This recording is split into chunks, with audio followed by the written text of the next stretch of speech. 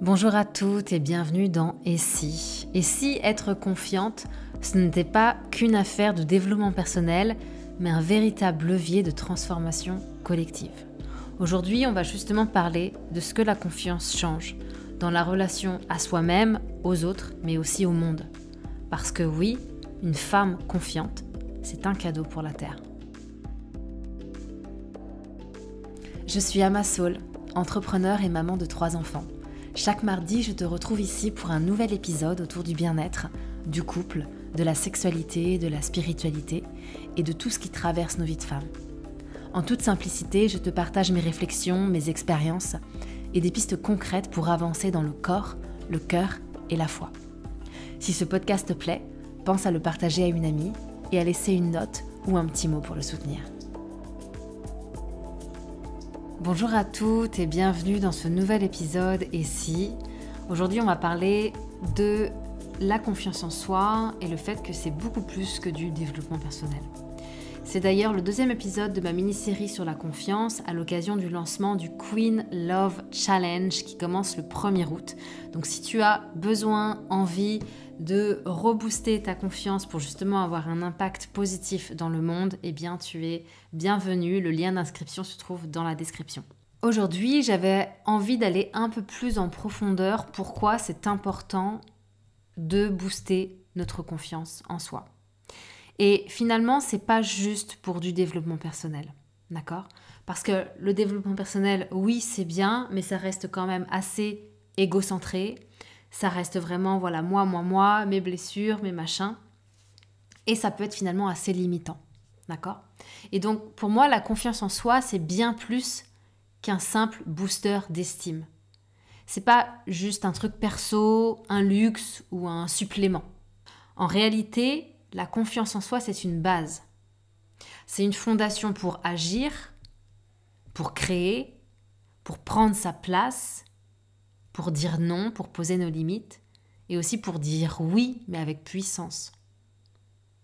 Une femme confiante ne vit plus en fonction du regard extérieur, mais vraiment à partir d'elle-même. Et donc elle sera beaucoup plus encline à aller vers ses rêves, à soutenir les missions, les œuvres caritatives qui lui tiennent à cœur. D'accord ? D'ailleurs, il y a une étude publiée dans le Journal of Personality and Social Psychology en 2001 qui montre que les personnes avec une forte confiance en elles prennent beaucoup plus d'initiatives sociales et professionnelles.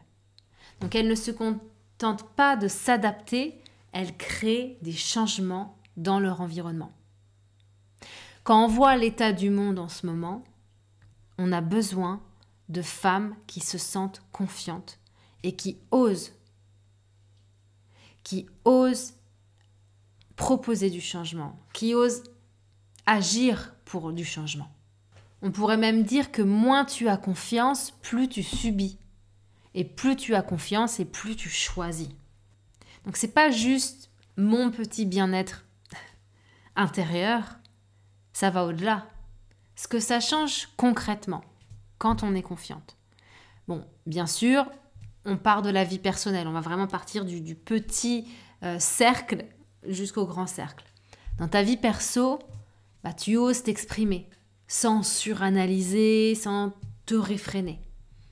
Tu te lances même si c'est pas parfait. Tu prends des décisions avec beaucoup plus de clarté. Tu poses des limites, mais sans culpabilité. Et tu ressens aussi beaucoup moins cette peur du rejet, peur de l'abandon, parce que tu es plus authentique. Dans tes relations, eh bien, tu sors du mode comparaison, compétition. Tu peux être justement invité à coopérer plus avec des femmes inspirantes, au lieu de te sentir en danger face à elles. Et toi, par ta posture, tu inspires aussi, pas par ton perfectionnisme. Tu ne cherches plus à plaire non plus, tu es, point. Et ça suffit. Et c'est ça qui est beau. Et dans le monde, lorsqu'une femme est confiante, eh bien elle va se lever pour défendre ses valeurs. Que ce soit pour l'accouchement respecté si tu es doula, que ce soit pour l'écologie, la parentalité consciente, la liberté corporelle, le féminisme, enfin, ce que tu veux finalement, tout ce qui te tient à cœur, qui brûle dans tes tripes, et ben lorsque tu es confiante, tu oses aller de l'avant. Tu oses te battre pour les causes qui te tiennent à cœur. Tout simplement. Une femme confiante, c'est une femme qui agit. Et quand une femme agit, le monde change. Vraiment. J'avais lu, il y a très longtemps, il me semble que c'était sur un article autour du yoga, qui disait que les femmes avaient 16 fois plus d'énergie que les hommes.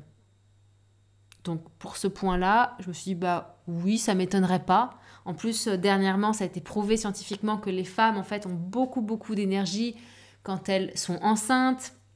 Elles utilisent, en fait, elles déploient beaucoup d'énergie pour la grossesse, l'enfantement, etc., etc. Par contre, les hommes ont 16 fois plus confiance en eux. Et là aussi, ça m'est apparu comme une vérité quand même. Je peux voir des femmes très compétentes, mais ne pas se lancer parce qu'elles n'ont pas confiance en elles. Et des hommes, au contraire, moins compétents, mais se lancer parce qu'ils ont beaucoup plus confiance en eux. Et quand on regarde le monde dans lequel il est, on voit qu'il a été quand même façonné par les mains des hommes.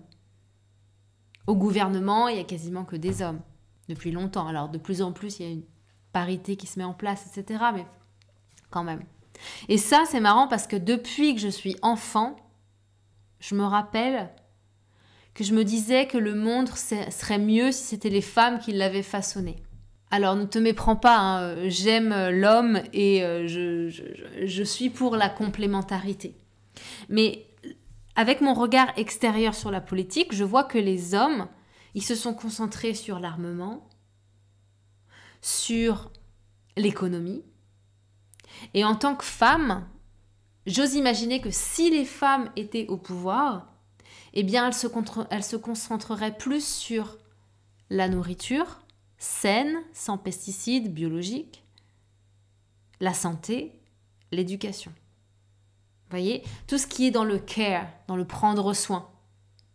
Alimentation saine, santé, éducation. Alors que les hommes, ils sont plutôt dans cette prise de pouvoir, économie, les chiffres, toujours plus, l'armement, la guerre, etc. C'est très schématisé, bien entendu, on peut mettre beaucoup de nuances à tout ça. Voilà, mais ça donne une image.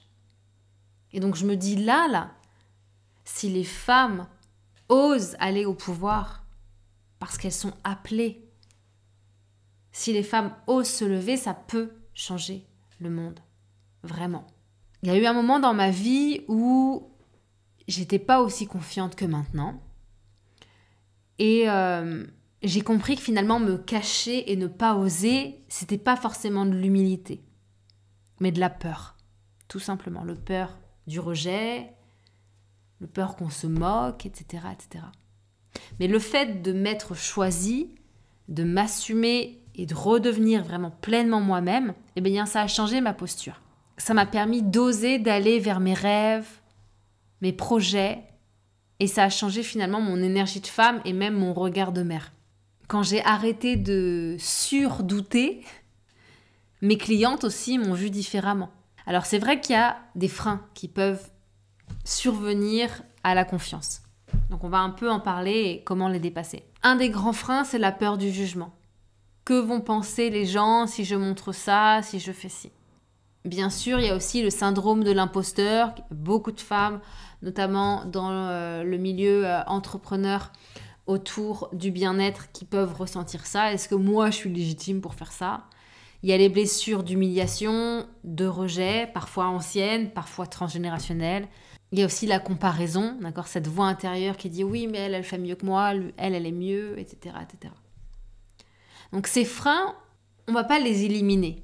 D'accord ? Déjà, on apprend en fait à les reconnaître, à les apprivoiser et à agir quand même. Et puis, petit à petit, ça se libère en fait. Il y a un autre pattern, un autre schéma. Si à chaque fois que j'avais envie de m'exprimer, par exemple, ou d'agir, et que j'avais une peur, par exemple la peur du jugement ou la peur du rejet, etc., eh bien là, j'y vais. En fait, la confiance, c'est aussi lié au courage et même à la foi, encore plus haut.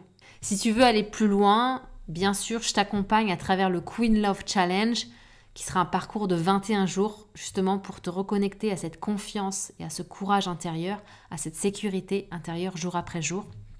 N'hésite pas, le lien il est juste en dessous. On commence le 1er août, il y a un early bird jusqu'au 31 juillet et ensuite ce sera un peu plus cher à partir du 1er août. Il y a aussi quelque chose d'intéressant, c'est que on peut penser que prendre sa place, c'est égoïste. Il y a beaucoup de femmes qui pensent encore que si je me choisis, je suis égoïste. Si je m'écoute, je vais blesser quelqu'un. Si je dis non, je vais blesser un tel. Mais si c'était l'inverse? Si quand tu te choisis, tu montres l'exemple. Quand tu rayonnes, tu inspires. Et quand tu t'épanouis, tu élèves les autres. Donc une femme qui se choisit, elle ne rejette pas les autres. Elle les inspire, elle peut même aider à les élever. Et donc le monde n'a pas besoin de femmes parfaites, mais de femmes confiantes qui agissent avec leur cœur et non pas avec leur peur. Et c'est ce en quoi le fait d'être confiante, c'est un cadeau pour le monde. Je pense sincèrement que ta lumière, toi là, chère femme, toi qui m'écoutes, ta lumière, c'est exactement ce dont ce monde a besoin aujourd'hui. Donc si tu sens que tu as besoin d'un petit coup de boost pour renforcer ta sécurité intérieure et aller de l'avant, le Queen Love Challenge commence le 1er août. Tu es bien entendu bienvenue. Je te souhaite une belle journée et à très vite. Merci d'avoir écouté et si cet épisode t'a parlé, pense à le partager ou à laisser un petit mot pour soutenir le podcast. On se retrouve mardi prochain. D'ici là, prends soin de toi.